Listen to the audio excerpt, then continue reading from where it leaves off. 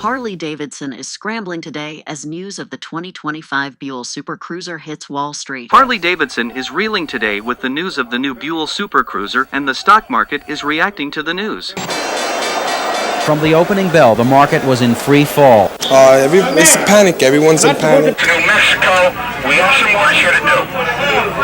You look to buy. An accident waiting to happen, according to one analyst. Buell CEO Bill Melvin has taken a shot across Harley's bow as he announces the Buell Super Cruiser. Hog stocks are down with the news of Buell's latest release. This news comes on the heel of an underwhelming 2023 new model launch for Harley Davidson. Stocks fell faster than a skydiver without a parachute. The panic starting this morning. Let's talk about the speed with which we are watching this deteriorate. All of a sudden here, we started hearing screaming. Traders here working the phone say a lot of their customers are freaked out. Really? But this might be the final potato shoved into their tailpipe. So horrible. But traders say this is the craziest day they have ever seen, and saying they've never seen anything like it. What the heck is going on down here? Buell has just performed the coup of the century. It's described as nothing short of breathtaking, but it still left traders and investors shell-shocked. Bad day. Bad day for you? Yeah. This is bad. Harley is running out of dads to sell to. Honestly, Harley Davidson missed the boat on this. This is a slap in the face of Harley. I mean, that's an FXR. It's uncanny. 175 horsepower. Harley Davidson, ticker symbol HOG. Holy sh**. What the hell's angels is going on? This brand is done. Your average Harley has about as much cool cred as a pair of New Balance sneakers. What are those? I mean, they've squandered their reputation and failed to attract a new generation of riders. Once this body started in motion, it was very, very difficult to put the brakes on. And by 1 o'clock, everyone threw in the towel. Representatives at Harley Davidson could not be reached for comment. All right, quitting time. Looking forward to the end of the day so I can talk to you guys about the Buell Super Cruiser. Exciting news coming out of Roland Sands Design today. On top of the 2021 Iron 883, the Snakester. She's looking good in the sun today. Need my gloves. The good thing about the badass moto bag, it's got this little pocket right here, so I don't have to go digging. Oop, got a little connect my safety strap here. So, I mean, not bad. After a year or so of use, I got a little hole there, a little hole right here, but otherwise holding up okay based on what I paid for it. $30. I'll do a 1-year owner's review at some point, but not today. Woo!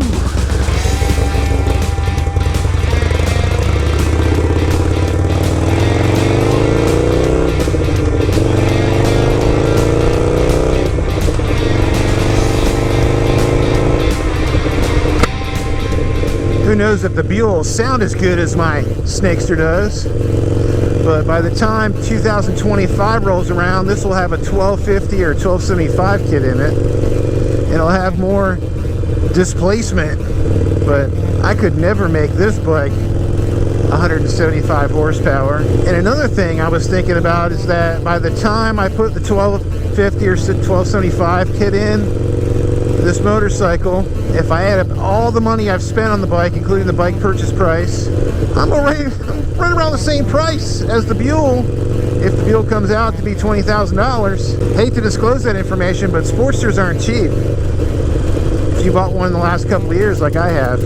But, you know, being a brand new rider, I bought a brand new bike. Did I have to buy that brand new bike? No, I know. In fact, 6 months after I started riding, I bought my second bike, a used Softail, 1996. I could have started on that. Could have bought that 6, 7, 8 months before I started riding and get it fixed up and be ready by the time I got my MSF course. But you don't know what you don't know. Hindsight's always 20/20.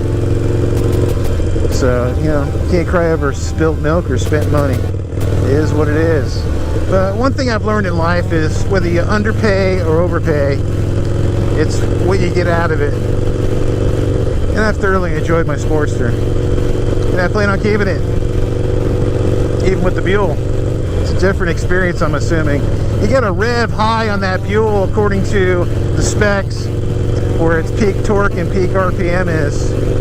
So it's kind of like a sport bike in that regard. Not a full-on sport bike like 10, 12,000 RPM rev range, but you know, it's kind of in between a cruiser and a sport bike. Sport cruiser. But it's kind of ironic, you know, Harley had Buell under its umbrella for a while, and no one came up with the idea of, hey, let's make the FXR with some Buell technology. Now, granted, Harley Davidson's a motor company, and during the time Buell was under the Harley umbrella, they were using Harley engines until the very, very bitter end, I guess, is when Buell started to branch out into other engine designs, and then that's what they're doing moving forward with the Rotax brand engine. You got to lament just a little bit on that missed opportunity. And we got a train. Ah, city living, where we got trains stopping traffic. Chugga chugga.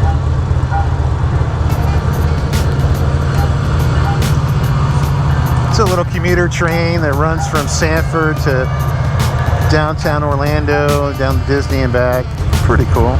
Good alternative to driving your car to work, I guess. They got little parking spots. You can drive from your house to the parking spot, jump on the commuter train. Saves you a parking pass.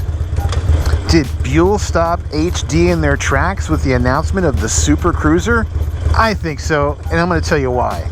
Let's talk about it.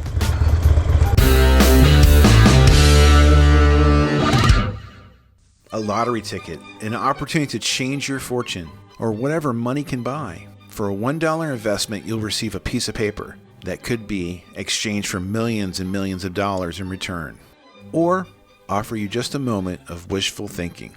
Another piece of paper also contains dreams and hopes and desires, comprised of a defunct motorcycle brand, an acclaimed bike builder, and a bucket full of 10-year-old parts.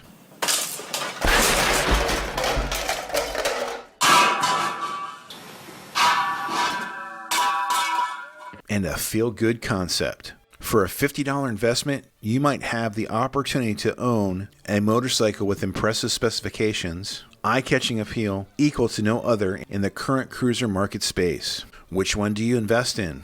Surely you could win the lottery and hire Roland Sands to build your own Super Cruiser using your specified parts and materials.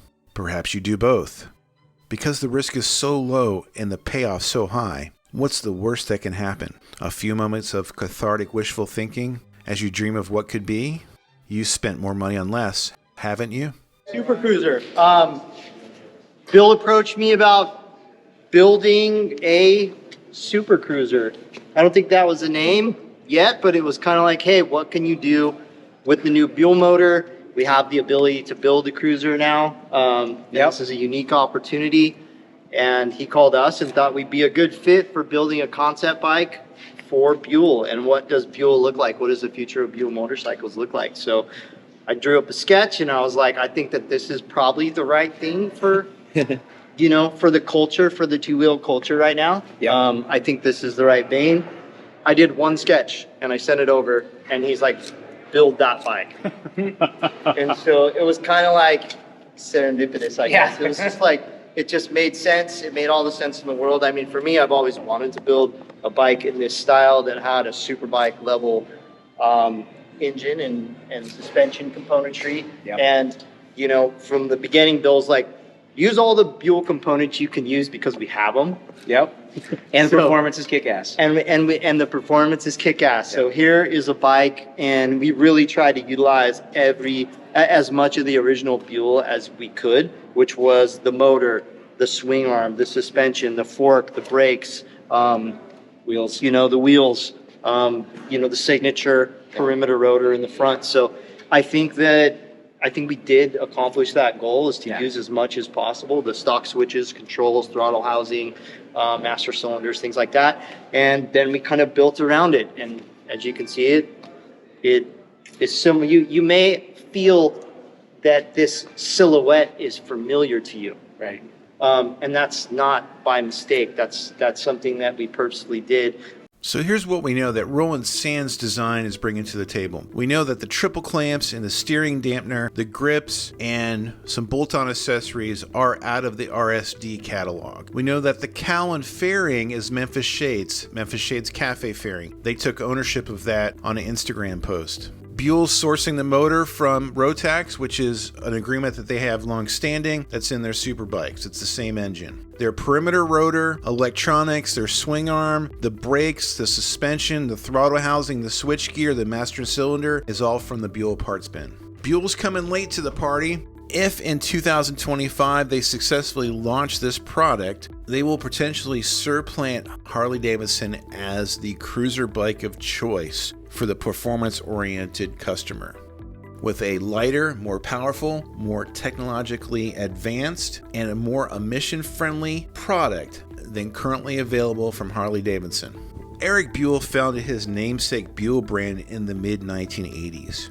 He partnered with Harley Davidson using their V-twin Evolution 1200cc engine as the basis for his sport bike power plant. Harley Davidson took a minority share of the business in 1993 in exchange for funding and distribution rights, then became a majority owner in 1998. By 2007, Buell stepped away from the Sportster power plant for its 1125R model, electing to go with a Rotax brand V-twin. That didn't settle right with HD, and 2 years later, Harley closed Buell and sold MV Agusta, which it also owned at the same time in 2009. Kicked out from underneath the Harley umbrella and without the ability to use the Buell brand name, Eric Buell was undeterred. He negotiated the ability to sell his 1125R superbike under a new company called Eric Buell Racing, or EBR. Initially, the agreement only allowed race bikes to be made, but as personnel changed in HD leadership, this was relaxed, and EBR released the 1190 RS, a successor to the 1125R, a model designed in 2009 while still under HD leadership, but never saw the light of day. Eric Buell then secured funding from India's Hero Motor Corp. Does that name sound familiar?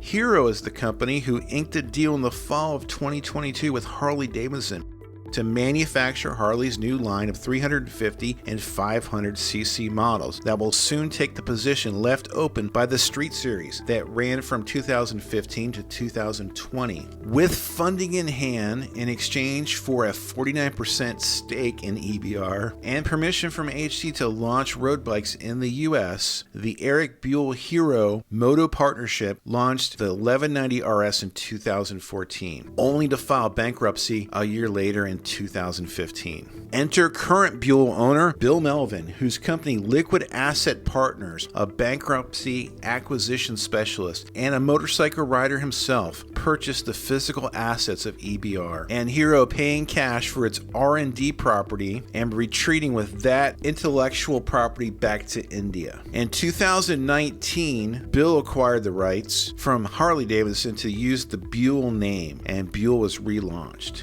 Harley Davidson, though, still owns the name for use in Europe according to trademark documents. Buell 2.0 has begun. So why does this dance through history matter? Well, on Monday, February 13th, 2023, Buell shocks the cruiser market and drops the Buell Super Cruiser, designed by acclaimed bike builder and accessories apparel designer Roland Sands. Tasked by Buell CEO Bill Melvin to create the ultimate muscle cruiser, using as many existing Buell parts as possible. The engine is a Rotax. Specs are 185 horsepower with 102 foot-pounds of torque. This engine features patent Buell cylinder heads. It boasts 40 miles per gallon, liquid cooled of course, 72-degree V-twin, 4-stroke, 1190 cc's with a 13:4-to-1 compression ratio. Peak torque is achieved at 8,200 RPM and horsepower at 10,600 RPM. So it's a high-revving engine, much higher than the M8 and a little bit higher than the Revolution Max. The engine aesthetics, it's a thing. An HD V-twin, even though the S&S and RevTech clones are aesthetically pleasing to me, the pan head, the shovel head, the Evo, the Milwaukee 8, the waffle head, even the twin cam have a rugged beauty to them.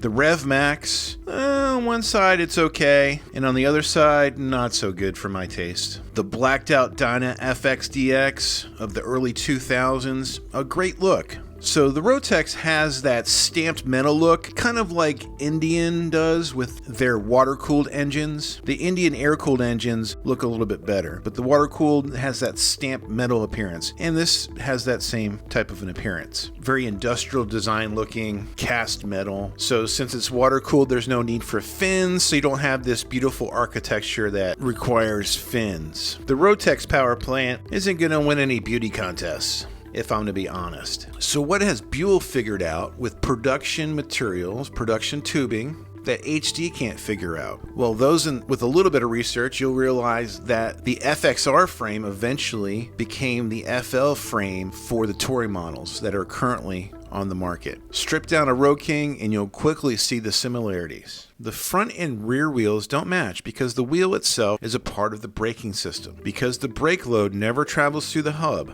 the rear spokes are designed to handle 100 foot-pounds of torque, thus thicker spokes, and handles more braking force than the front since there is no torsion. This is something that Eric Buell figured out many years ago, but most manufacturers choose matched designs for the aesthetics. How can Buell provide a good sounding exhaust right out of the box? Well, their patent and control swirl induction system, or CSI, is more efficient than a Prius and is faster in performing this task than a Lamborghini. Buell states this process can provide for carbon monoxide levels that are 90% lower than the US regulatory limit. Does that explain why Harley Davidson provides these huge cannon stock exhausts, but right out of the box the Buell is promising aftermarket performance while meeting regulatory limits? That just blows my mind.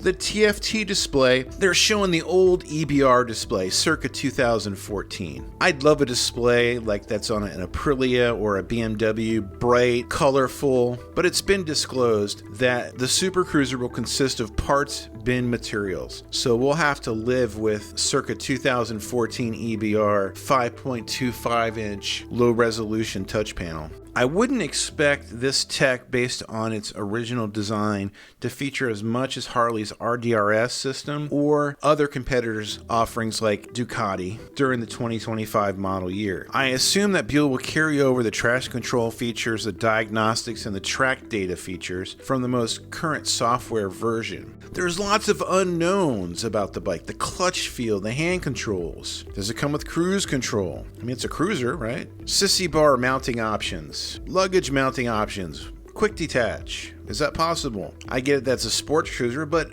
I plan on crunching some miles and taking some trips. The competitors for the Buell Super Cruiser, like the Harley Davidson Sportster S, the Ducati Diavel, and Triumph Rocket 3, all considered cruisers. However, I feel those models are alien to the look and feel of this model's segment's benchmark, which is the FXR, and the FXDX, and the FXLRS. This concept bike raises questions about Harley Davidson's choices and how they equip their stock bikes. How can Buell release a bike with a high-performance exhaust and still meet EPA and cardboard requirements for a production motorcycle? I mean, we've been told by Harley Davidson the reason why they supply these huge canister leaf blower-like exhausts is in order for them to comply with these regulations. And the first thing we do when we buy our Harley Davidson is change out that exhaust to get that sound. We've been told by Harley Davidson handlebars have to be at a certain height and designed to comply with DOT regulations. That turn signal indicators need to be a certain size for visibility to meet DOT standards. As it stands, the collaboration of Roland Sands and Buell demonstrates a garage build, something you and I can do with fabrication skills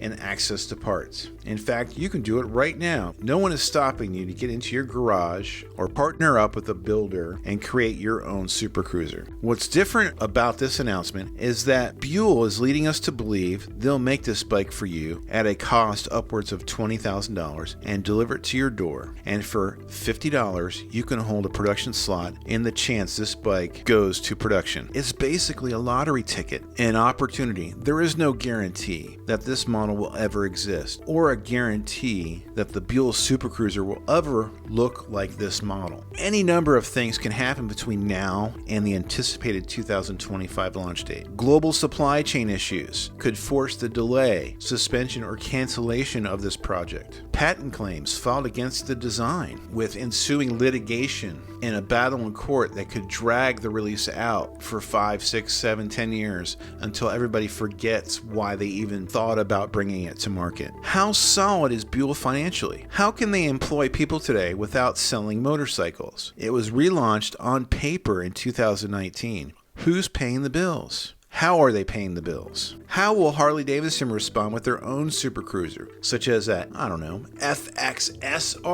with a 2026 launch date debuting at the Milan Bike Show at the end of 2024? Just as Buell is attempting to deliver its first models, interrupting the sales transactions of those who place slot deposits for productions, persuading Harley enthusiasts to actually not jump ship, just wait for Harley to release their version of the Super Cruiser. An 11th hour disruption happens and Buell never gets off the ground. You might have better luck with the lottery ticket. If you win the lottery, you'll have enough money to hire Roland Sands yourself, build yourself an FXR clone. You could buy an Arch from Keanu if you won the lottery. But what I feel that you're getting for $50 is a slice of the American dream. The opportunity to help the underdog surpass the leader in the industry. A leader who some say has lost their way in recent years.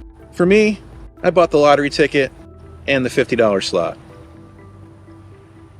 You never know, I might get lucky on both accounts.